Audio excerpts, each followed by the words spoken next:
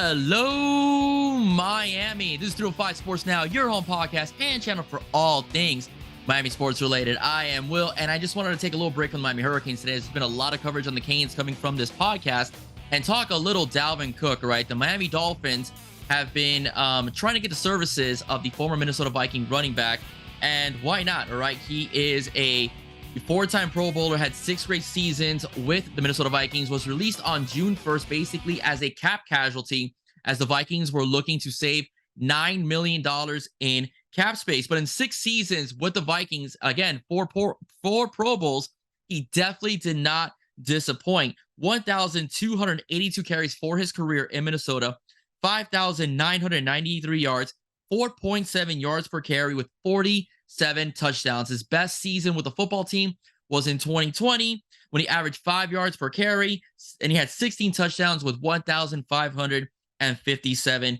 yards rushing. The former NOOOO, right, was given a contract offer by the Miami Dolphins, but unfortunately, they did not meet his demands, all right, as he said no. And even though he's not yet closed the door or closed the window on potentially becoming a Miami Dolphin, he is listening to other suitors, all right? And the dangerous part is that it's suitors within our own division, all right? He's listening to the Jets, the Patriots, and the Buffalo Bills, from what I hear as well, since his brother James is on the roster for Buffalo, all right? So that is something that could potentially be a bit of a problem for the Dolphins, as, you know, the Patriots are trying to revamp their offense with Bill O'Brien as the OC. The Jets already have a potent running game with Breece Hall as well. And we'll see what happens as well, you know, with, you know, pretty much with the Bills. The Bills are just the Bills, all right, in particular. So we're looking at why I think the Miami Dolphins should sign Dalvin Cook, all right? Well, first things foremost, he is a local boy, and he looks like he does want to be here. Let's get that straight. He's also very productive. He's a guy that could be your 1 through 3 back in terms of downs, even be a 4th down back as well. If you remember him, all right, as a Canes fan, and when he was at Florida State, he was in everything to do back. He could catch the football. He could run between the tackles. He can go across the edges as well. He's pretty quick and shifty for a man his size as well. He's also pretty strong. He also has the ability to break tackles and run away from defenders. So this will really help Tua Tagovailoa, especially since the Dolphins, in many cases, did abandon the running game a few times last season, and will put Tua in a position to be more successful and pretty much finish out the year, which is something that he was not able to do because of his being on concussion protocol or having concussions throughout the season as well. So this is a good thing for the Miami Dolphins. Although there are other needs, I do think this running back position, it will be a major upgrade, as they will have a very serviceable back. I will say this though, the Miami Dolphin running game was not as bad. Okay.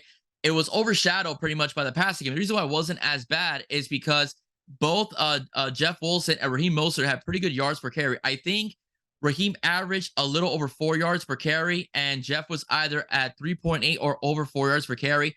Raheem ran better at the end of the season, especially against division rival Buffalo. I don't have the numbers in front of me. I'm just going off by memory here. So the Dolphin running game does have potential to be pretty potent, especially with the addition of Devon Achane, the rookie out of Texas A&M. And even if you could bring in Dalvin Cook, who is an every down back, the Miami Dolphin running game with their passing game as well will be absolutely explosive, all right, all around offensively. It'll be very difficult to stop the Miami Dolphins with all this speed and having Dalvin Cook pretty much being a serviceable back for Tua Tagovailoa and the rest of the Dolphin offense. Now, if the Dolphins do not get Dalvin Cook, I do think the Miami Dolphins still have issues at the offensive line, both at right tackle and even at left guard. So the Dolphins should address that issue in free agency if they're not able to get Dalvin Cook. I do think the Connor Williams thing will situate itself. He is holding out because of a contract dispute. I do think it will fix itself.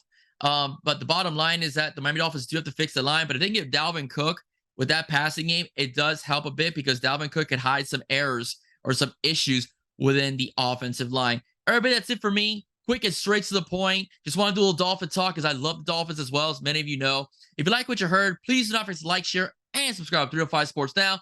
Once again, I am Will. Stay safe. God bless. See you soon. And go Fins. Bye-bye.